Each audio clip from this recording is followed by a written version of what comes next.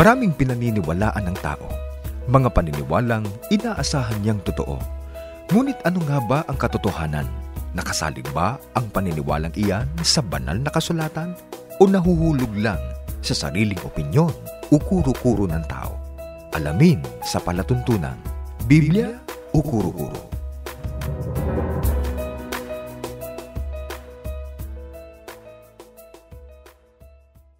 Muli po, welcome sa ating palatuntunan, Biblia o Kuro-Kuro. Sana po ay muli nyo kaming samahan sa kabuuan po nitong ating pagtalakay. Ako pong kapatid na Orly de Guzman, muli po ay kasama natin ang kapatid na Christian Cruz. Magandang araw po, kapatid na Orly. Gayon din sa inyo mga kaibigan. Samahan niyo po kami sa isang makabuluhang pagtalakay. Sasagutin po namin ng kapatid na Christian ang ipinaabot sa atin ng isa sa mga sumusubaybay sa ating programa kaugnay ng kanyang napakinggan o nasubaybayan na isang tagapangaral ng isang relihiyon na ang sinasabi ay Diyos daw ang likas na kalagayan ng ating Panginoong Hesukristo. Ang sabi daw nung kanyang napanood o napakinggan, mayroon daw mahigit 300 mga hula na tupad daw sa ating Panginoong Hesukristo. Ang halimbawa daw ay ang nasa Isaiah 7:14 na doon daw ay pinatutunayan na ang Panginoong Hesukristo ang siyang hinuhula ang Diyos na sumasa atin.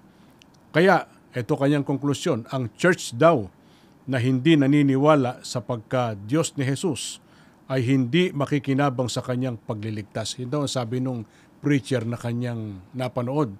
Kaya sabi niya, paki-explain daw yung nabanggit na talata. Una po sa lahat, kapatid na Orly, nais lamang po nating ulitin yung matagal na nating sinasabi na hindi tayo tutol sa talata po ng Biblia. Ang atin pong hindi sinasang-ayunan ay yung maling pagpapaliwanag at pakahulugan ng ibang mga tagapangaral tungkol sa kung ano ang sinasabi po ng talata ng Biblia. Teka muna, liwanagin natin yan. Kanino ba galing yung mga hulang nasa Biblia kasama na ang hula tungkol sa ating Panginoong Hesukristo? Kaya hindi marapat na bigyang pakahulugan ng sino man ang mga talata ng Biblia na binabasa nga ng ibang mga tagapangaral. Pakinggan po ninyo mga kaibigan, ang mababasa po dito sa 2 Pedro, sa 1, sa 20 hanggang 21, ay ganito po ang nakasulat. Inyo pong dinggin ito mga kaibigan. Higit sa lahat, tandaan ninyo na walang makapagpapaliwanag ng alinmang hula sa kasulatan sa bisa ng kanyang sariling kakayahan, sapagkat hindi nagbuhat sa kalooban ng tao ang hula ng mga propeta, ito'y galing sa Diyos at ipinahayag ng mga taong kinasihan ng Espiritu Santo.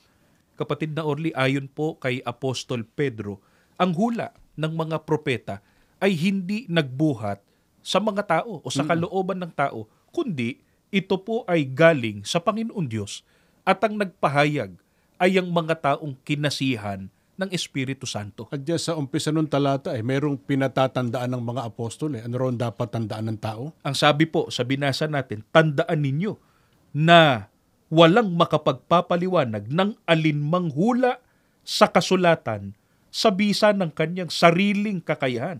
Sa makatwid, pinakikita po dito, kapatid na Orly, na ang mga hula na nakasulat sa Biblia, mga kalooban ng Diyos na nakasulat sa Biblia, ay hindi po pwedeng ipaliwanag ng batay lang sa sariling kaunawaan o kakayahan po ng tao. Hindi dapat pangahasan ng sino man yung nilalaman ng hula, sapagkat diyan ay sinasabi kung sino ang may karapatan na makapagpaunawa ng hulang nasa Biblia. Opo, hindi po ang kung sino lang na marunong magbasa at kung sino lang ang mayroong pag-aari ng Biblia, kundi sila lamang po, mga kaibigan, mga taong kinasihan o pinatnubayan ng Espiritu Santo. Kaya pagka walang kasi ng Espiritu Santo, magkakakaso sa ating Panginoon Diyos, sapagkat ang maituturo nila ay hidwang pananampalataya. Hindi yung katotohanan ng sinasabi sa Biblia. Pag-usapan natin yung sinasabi nung tagapangaral daw na nasubaybayan nung nagtatanong sa atin, ang nasa Isaiah 7:14. Ano bang nilalaman ng nabanggit na talata? Ganito po ang mababasa natin. Basahin po natin, mga kaibigan, inyo pong dinggin ito.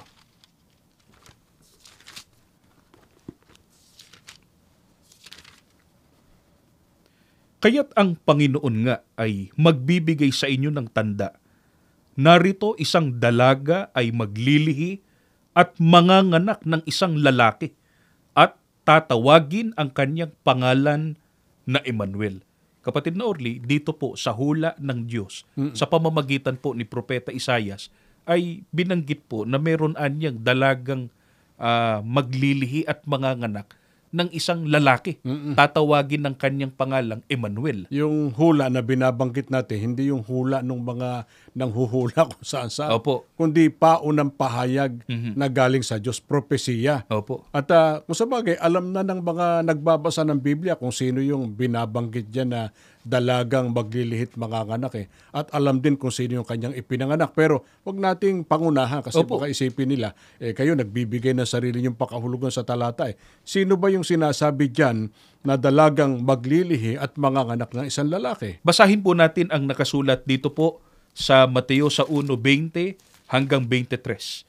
Ganito po ang ating mababasa. Inyo pong dinggin ito, mga kaibigan. Datapwat, samantalang pinag-iisip niya ito, narito ang isang anghel ng Panginoon ay napakita sa kanya sa panaginip na nagsasabi, Jose, anak ni David, huwag kang mangamba sa pagtanggap kay Maria na iyong asawa, sapagkat ang kanyang dinadalang tao ay sa Espiritu Santo, at siya'y manganganak ng isang lalaki, at ang pangalang itatawag mo sa kanya'y Jesus, sapagkat ililigtas niya ang kanyang bayan sa kanilang mga kasalanan. At nangyari nga ang lahat ng ito upang maganap ang sinalita ng Panginoon sa pamamagitan ng propeta na nagsasabi, narito ang dalagay magdadalang tao at manganganak ng isang lalaki, at ang pangalang itatawag nila sa kanya ay Emmanuel, na kung liliwanagin ay sumasa atin ang Diyos.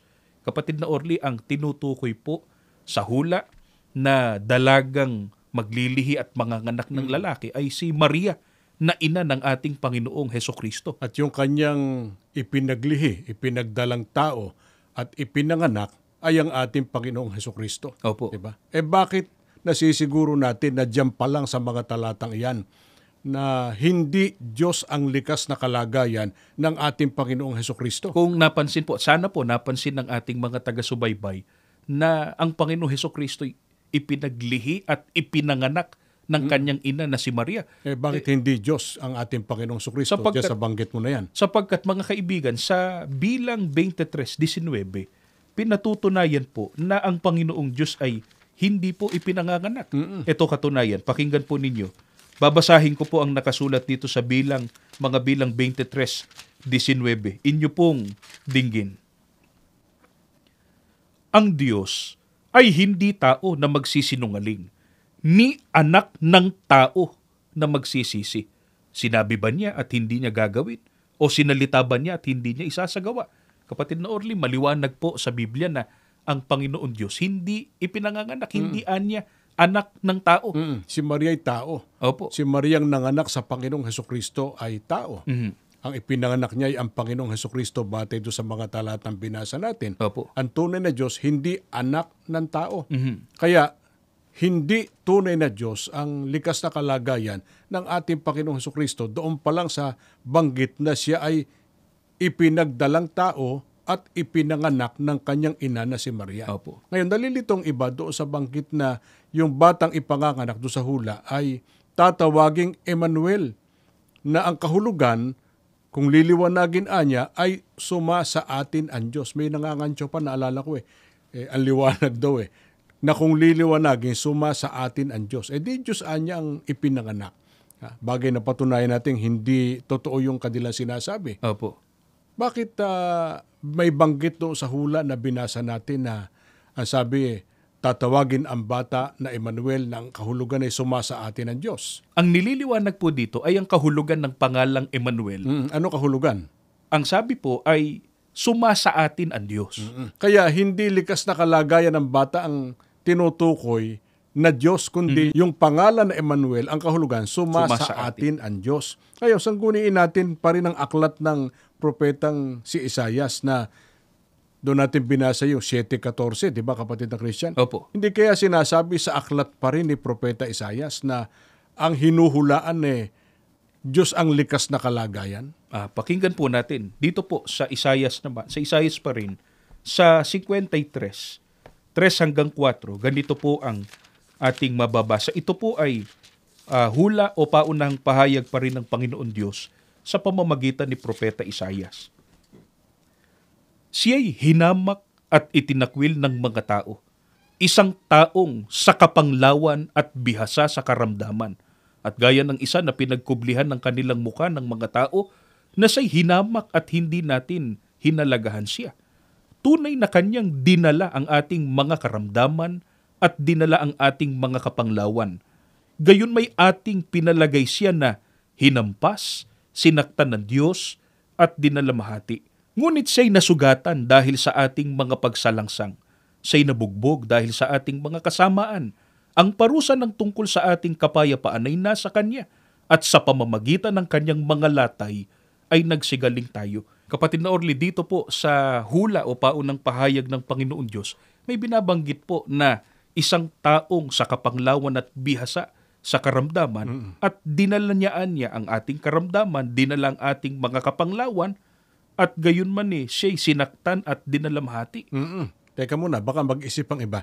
Di kaya si Propeta Isaias ang tinutukoy dyan na isang tao sa kapanglawan at bihasa sa karamdaman? Hindi po. Ang katuparan po nito ay ang ating Panginoong Hesukristo. Ito po katunayan, mga kaibigan. Pakinggan ninyo dito po sa 1 Pedro, sa 2:21 hanggang 24. Ganito po ang nakasulat.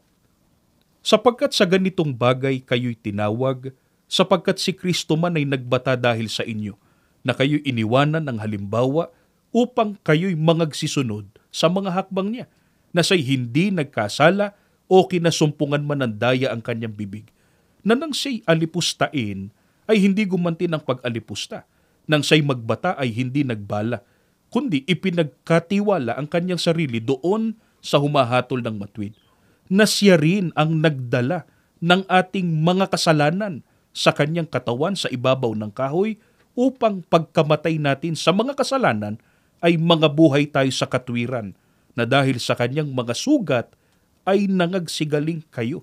Kapatid na Orly, ang kinatuparan po ng hulang binasa natin sa aklat ni Propeta Isaias na taong sa kapanglawan bihasa sa karamdaman ay ang ating Panginoong Hesukristo po. Kaya yung nasa Isaiah 7:14, siya rin yung hinuhulaan sa mga talata na binasa natin sa Isaiah 53:3. Binasa muna nga hanggang talatang 5. Opo. Na ang katuparan po ay ang Panginoong Hesukristo at ang kanyang likas na kalagayan ay tao.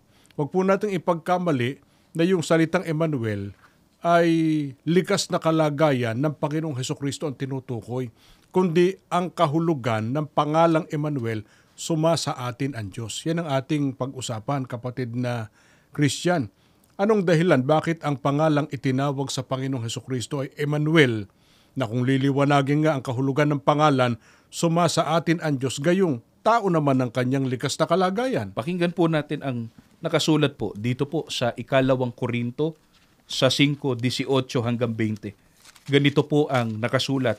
Pakinggan po ninyo, mga kaibigan. Datapwat ang lahat ng mga bagay ay pawang sa Diyos, na pinakipagkasundo tayo sa Kanya rin sa pamamagitan ni Kristo, at ibinigay sa amin ang ministeryo sa pagkakasundo, sa makatwid bagay na ang Diyos kay Kristo ay pinakipagkasundo ang sanlibutan sa Kanya rin, na hindi ibinibilang sa kanila ang kanilang mga kasalanan, at ipinagkatiwala sa amin ang salita ng pagkakasundo. Kami nga'y mga sugo sa pangalan ni Kristo, nawaring namamanhik ang Diyos sa pamamagitan namin.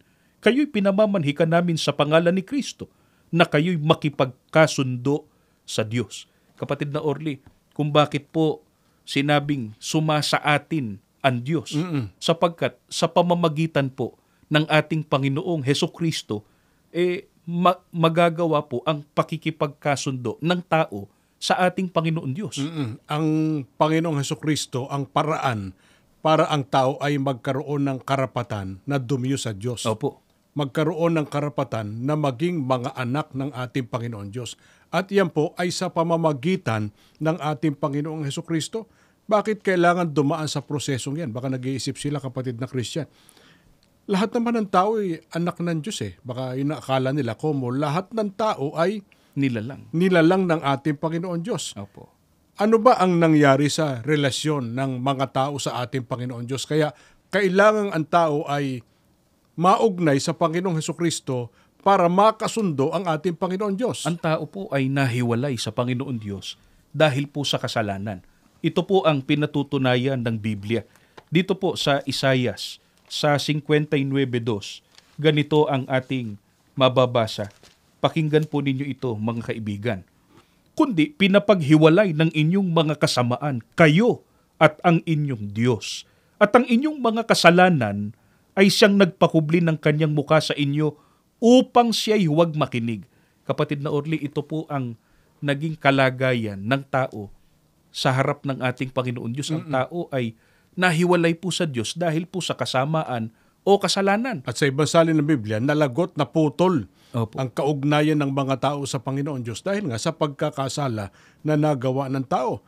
At sa Roma 5:12, lahat ng tao ay nagkasala, maliban nga sa ating Panginoong Hesukristo. Kaya ano ang naging kalagayan, kapatid na Christian, ng mga taong dahil sa kasalanan ay nahiwalay at naging kaaway ng ating Panginoon Diyos? Pakinggan po natin dito po sa Efeso sa 2:12. Ganito po ang ating mababasa. Na kayo ng panahong yaon ay mga hiwalay kay Kristo, na mga di kabilang sa bansa ng Israel at mga taga-ibang lupa, tungkol sa mga tipan ng pangako, na walang pag-asa at walang Diyos sa sanlibutan. Kapatid na Orly, napakasamang kalagayan po kapag ang tao ay hiwalay sa Panginoon Diyos, sapagkat nagkasala nga po. Hindi lamang po sila itinuturing na kaaway ng Panginoon Diyos, kundi ang sabi pa, sa binasa natin, wala silang pag-asa sa kaligtasan at wala silang Diyos sa sanlibutan. Kaya sino kailangan ng tao? Kaya kailangan po ng tao ang Panginoong Hesukristo para po mabalik ang magandang kaugnayan ng tao sa Panginoong Diyos, para ang tao ay magkaroon ng Diyos. Kaya ang sabi, sumasa atin ng Diyos para mapasatao ang Diyos. Kailangan po ang Panginoong Hesukristo. Sapagkat mula nung magkasala, ang tao ay walaan niyang Diyos. Opo. At sa pamamagitan ng Panginoong Hesukristo, makapanunumbalik ang mga tao sa ating Panginoon Diyos. Baka ito itanong nila, paanong paraan yon? Paanong sa pamamagitan ng Panginoong Hesukristo ay maipakikipagkasundo ang mga tao sa ating Panginoon Diyos? Pakinggan po natin, doon din po sa Efeso sa 2, sa 14 po naman, ganito ang ating mababasa. Pakinggan po ninyo, mga kaibigan. Sapagkat siya ang ating kapayapaan, na kanyang pinag-isa ang dalawa at iginiba ang pader na nasa gitna na nagpapahiwalay. Kapatid na Orly, nais po nating ipaalala na ang tao, dahil sa kasalanan, nahiwalay sa Diyos, yung kanyang kasalanan nagsilbihong pader sa pagitan ng tao at ng Diyos. At ang tao, sa ganyang kalagayan, walang kapayapaan sa Diyos kasi itinuturing ang kaaway. Opo. Kaya may binabanggit siyang ating kapayapaan. Sino yung tinutukoy doon? Ang ating Panginoong Hesukristo po. Paano nagkaroon ang tao ng kapayapaan, pakikipagkasundo sa ating Panginoon Diyos? Ang sabi po sa binasa natin, na kanyang pinag-isa ang dalawa, tumutukoy po sa tao at sa Panginoon Diyos. At iginiba ang pader na nasa gitna na nagpapahiwalay. Nung mangyari yon, malayo pa ba ang mga tao sa ating Panginoon Diyos? Hindi na po. Ang katunayan po, mga kaibigan, dito po sa Efeso 2:13, ganitong nakasulat, datapwat ngayon kay Kristo Jesus kayo, na noong panahon ay nalalayo, ay inilapit ng dugo ni Kristo. Kapatid na Orly, hindi na po malayo sa Diyos, kundi inilapit na po ang tao dahil po sa ginawa ng Panginoong Hesukristo. At yan binabanggit, inilapit ng dugo ni Kristo. Opo. Teka, paanong sa pamamagitan ng dugo ng Panginoong Hesukristo ay nailapit ng Panginoong Hesukristo ang mga tao sa ating Panginoon Diyos? Ano nangyari sa taong narumhan ng kasalanan nang siya ay masakop ng pagtubos ng dugo ng ating Panginoong Hesukristo? Pakinggan po natin ang nakasulat po naman dito po sa Hebreo sa 9:14. hanggang 15. Ganito po ang ating mababasa sa Hebreo 9:14 hanggang 15. Gaano pa kaya ang dugo ni Kristo na sa pamamagitan ng walang hanggang espiritu ay inihandog sa Diyos ang kanyang sarili na walang kapintasan upang malinis ang ating budhi mula sa gawaing naghahatid sa kamatayan. Sa gayon, makapaglilingkod tayo sa buhay na Diyos. Dahil dito, si Kristo ang tagapamagitan sa isang bagong tipan upang ang mga tinawag ay tumanggap ng ipinangakong mana na walang hanggan ngayong namatay siya bilang pantubos sa mga taong nagkasala sa ilalim ng unang tipan. Kapatid na Orly, ang mga tao na nakabilang po sa tinubos ng dugo ng ating Panginoon Hesukristo, sila po anya ay nalinis at nagkaroon ng karapatan, hindi lamang sa tunay na paglilingkod sa Diyos, kundi karapatan para magmana ng pangako ng Panginoon Diyos. Kaya natupad yung nasa hula sa pamamagitan ng Panginoong Kristo ay sa mga taong ating Panginoon Diyos. Sapagkat makapanunumbalik ang tao sa Diyos, taong nahiwalay at naging kaaway niya, sa pamamagitan ng pagtubos na ginawa ng ating Panginoong Kristo, sa pamamagitan ng kanyang mahalagang dugo. Sinong mga tao yun? Yung dati malayo, nailapit sa Diyos sa pamamagitan ng pagtubos ng dugo ng ating Panginoong Hesukristo. Pakinggan po natin ang itinuturo pa rin po ng Biblia. Dito po sa Gawa sa 20:28, sasalin po ni Ginoong George M. Lamsa, sa pagkakaliwat na po sa ating wika, inyo pong dinggin ito. Ingatan ninyo kung gayon ang inyong sarili at ang buong kawan, narito'y hinirang kayo ng Espiritu Santo na mga katiwala upang pakanin ang Iglesia ni Kristo na binili niya ng kanyang dugo. Maliwanag po mga kaibigan na ang Iglesia ni Kristo ang binili o tinubos ng dugo ng Panginoong Hesukristo. Kaya ang mga taong dating malayo na ilapit sa Diyos, nagkaroon ng Diyos, mga kaanib sa tunay na Iglesia ni Kristo. Pag-usapan nga natin yung nasa Gawa 20:28 ng sali ni George M. Lamsa. Kasi sabi nung iba, maling salin daw yung ating batayan. Hindi raw tama yung Iglesia ni Kristo na binili niya ng kanyang dugo. Di sagutin natin, bakit makatwiran na ang pangalan ng iglesyang tinubos ng dugo ng Panginoong Hesukristo ay Iglesia ni Kristo?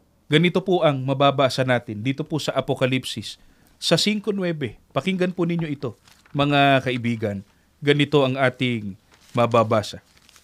At sila'y nangag-aawitan ng isang bagong awit na nagsasabi, ikaw ang karapat-dapat na kumuha ng aklat at magbukas ng mga tatak nito, sapagkat ikaw ay pinatay at binili mo sa Diyos ng iyong dugo ang mga tao sa bawat angkan at wika at bayan at bansa. Kapatid na Orly, napakaliwanag po dito na ang pinatay o ang Panginoong Hesukristo po ang bumili sa Diyos o tumubo sa mga tao para ang mga tao ay maligtas. Kaya yung binabanggit sa Gawa 20:28, Iglesia ni Kristo na binili niya ng kanyang dugo, tama yun Opo. Sapagkat ang namatay, sabi nga, pinatay Opo. Ipinako sa krus, nabubo ang kanyang dugo, tinubos niya ang iglesia, binili sa Diyos. Kasi sa Diyos nagkasala ang tao Opo. Kaya ang namatay na binabanggit na tumubo sa iglesia ay ang ating Panginoong Hesukristo. Kaya hindi mali, kundi tama yung banggit sa Gawa 20:28 na sali ni George Lamsa na Iglesia ni Kristo na binili niya ng kanyang dugo. Kaya sa lahat po ng tao na naghahangad na makinabang sa pagkapanganak at sa kamatayan ng ating Panginoong Hesukristo, napakahalaga po na magkasama-sama tayo sa loob ng Iglesia ni Kristo, sapagkat sa pamamagitan ng Iglesia ni Kristo ay makapanunumbalik ang mga tao sa ating Panginoon Diyos.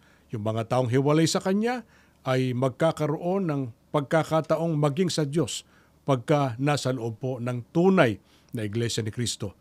Dito po namin hinahangad na magkasama-sama tayo. Magawa natin ang tamang paraan ng paglilingkod sa Diyos at sama-sama tayong magmana ng ipinangako niyang kaligtasan at pananahanan po sa Bayang Banal.